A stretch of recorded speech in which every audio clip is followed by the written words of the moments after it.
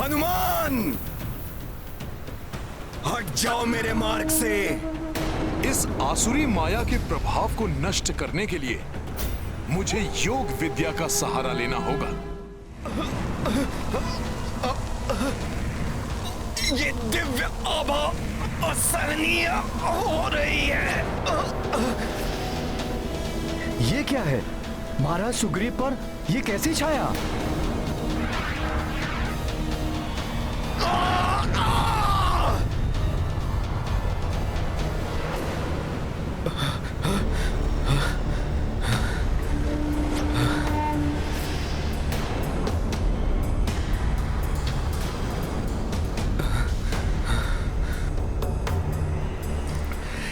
क्या हो गया था मुझे? इस दुष्ट वानर के तेज के समक्ष मेरा सम्मान प्रभाव कम हो गया है।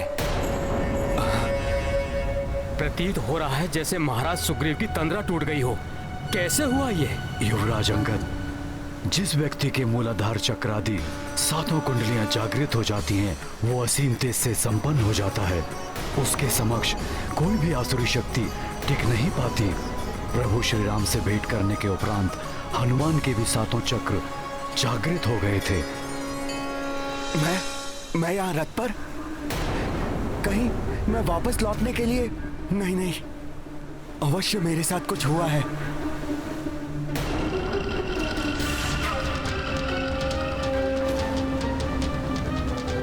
ये दोनों वही राक्षस हैं जो वानर का रूप धारण किए हुए हैं। इन्हीं की आसुरी शक्तियों के कारण महाराज सुग्रीव आप सम्मोहित हुए थे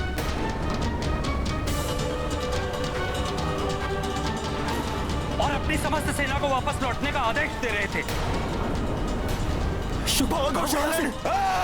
भागकर कहां जाओगे सखा?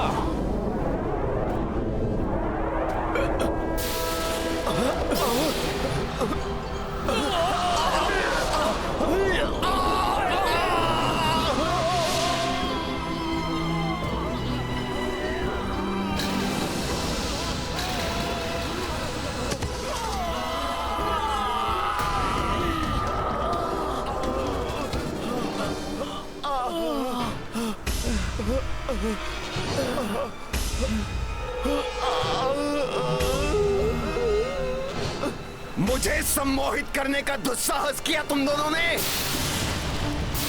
तुम हमारे वानर योद्धाओं में से नहीं हो। अपना वास्तविक रूप धारण करो। बताओ कौन हो तुम?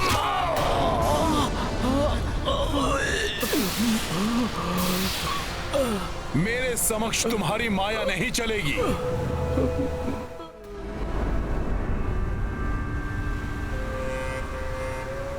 तुम दोनों ने प्रभु श्री राम के विरुद्ध कार्य करने के लिए मुझे विवश किया। वे तो मेरे मित्र, मेरे भ्राता ही नहीं, मेरे भगवान हैं। मेरे प्रभु श्री राम के कार्य में बाधा डालने का दंड मिलेगा तुम्हें। ये दोनों लंकेश रावण के गुप्तचर हैं, शुक और चारण।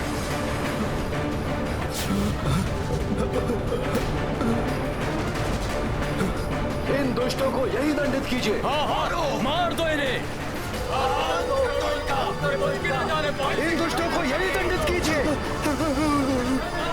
मार दो क्षमा करें वानर श्रेष्ठ, हम तो अपने स्वामी के आदेश का पालन कर रहे थे। क्षमा के योग्य नहीं तुम दोनों असुर। तुम्हें तो यही समाप्त कर देना चाहिए। कर दीजिए इनका। विभीषण तो क्या, रावण भी मुझसे क्षमा मांगकर मेरी शरण में आए तो शरणागत धर्म के अनुसार मैं उसे भी अस्वीकार नहीं करूंगा। मैं प्रभु श्री राम की शरण में आना चाहता हूँ। प्रभु श्री राम मुझे क्षमा कर देंगे, वो बड़े दयालु हैं। नहीं, ये दोनों छल कर रहे हैं। प्रभु की सहृदयता और उनकी नीति का लाभ लेना चाहते हैं ये दोनों। नहीं, ऐसा नहीं है, ऐसा नहीं है। मैं इन धूर्तों को अब नीति सिखाता हूँ। सारा छल, सम्मोहन, माया सदा के लिए भूल जाएंगे ये धूर्त। इनका यही अंत कर दो। रुक जाओ सब, रुक जाओ।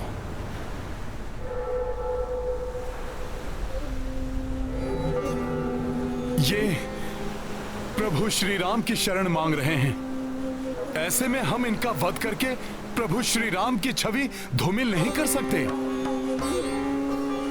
प्रभु इनके लिए जो निर्णय करेंगे वही मान्य होगा। हाँ, प्रभु की सहमति के बिना हम इन्हें कोई क्षति नहीं पहुंचा सकते। प्रभु श्री राम तो पूजा में लीन हैं। लक्ष्मण भैया, अब आप ही बताइए, इन दुष्टों के साथ क्या करना है? हनुमान जी उचित कह रहे हैं। जब भैया श्री राम की पूजा और ध्यान संपन्न हो जाएगा, समुद्र देव प्रसन्न होकर हमें लंका तक जाने का मार्ग दे देंगे, तब भैया श्री राम ही इन दोनों के भाग्य का निर्णय करेंगे। तब तक इन दोनों को कड़ी निगरानी में रखना होगा।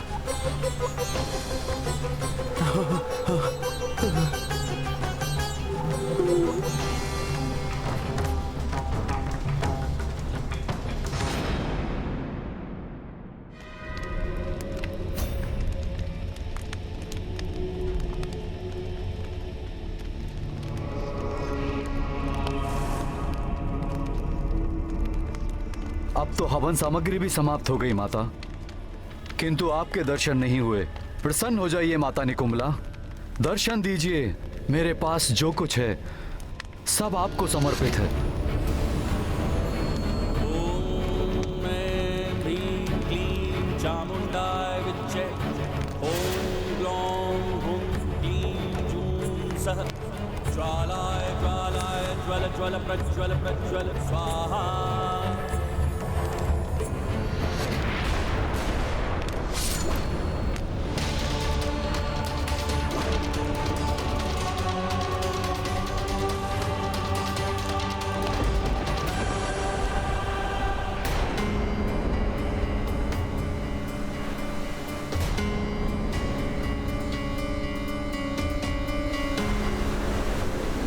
हनुमान जी, भैया श्री राम की पूजा अपने चरम पर पहुंच रही है,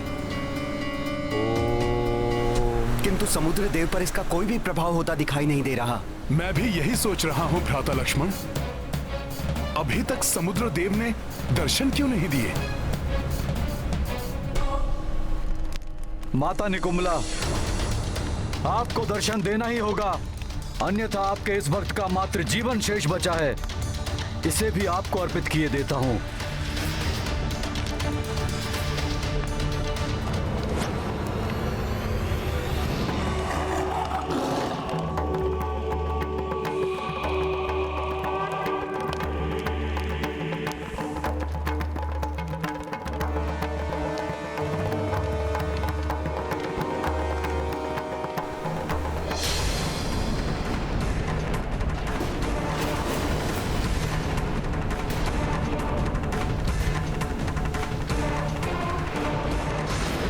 मेघनाथ, इष्ट देव और देवी अपने भक्त के जीवन के बलिदान से नहीं, उसकी भक्ति और श्रद्धा से प्रसन्न होते हैं। तुमने सदैव अपनी भक्ति और समर्पण से मुझे प्रसन्न किया है। जय माता निकुंभला, माता की जय हो।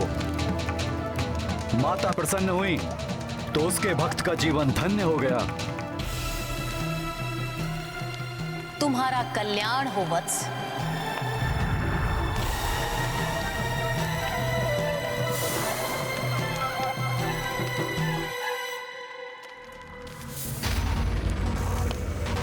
इस बार तुमने विशेष रूप से उग्र पूजा की है मेघनाथ। क्या विशेष चाहते हो तुम? माता, मुझे अमरता का वरदान दीजिए। वत्स मेघनाथ, मैं तुम्हारी रक्षा तो कर सकती हूँ, किंतु अमरता का वरदान नहीं दे सकती। मात्र सृष्टिकर्ता ब्रह्मदेव ही दे सकते हैं। ब्रह्मदेव?